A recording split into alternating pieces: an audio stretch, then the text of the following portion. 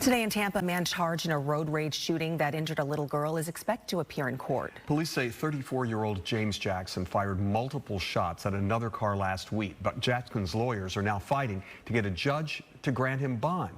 Our Kelly Cowan's live now with the latest. Hey, Kel, good morning.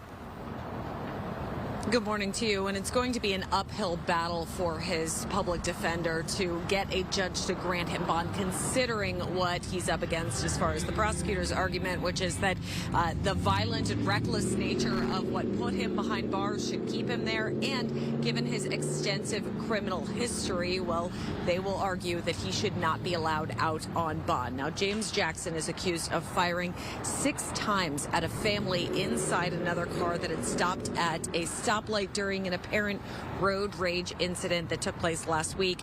2 kids were inside that car, and one of the bullets ended up hitting a 4-year-old girl. She did thankfully survive, but TPD, they were first alerted to the shooting thanks to its shot tracker technology that's in the area. They quickly tracked Jackson down, and after a brief car chase, well, he has been behind bars ever since. But it was a scary night for that family who was inside the other vehicle, and we spoke to one firearms training expert who cautions that this is a textbook case of why it's important to not engage with another driver who may be acting aggressively on the road.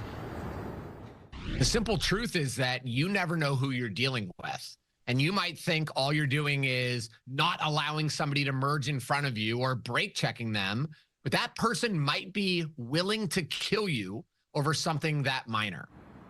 So you simply need to, the best tool to stay safe is to try to avoid these situations at all costs.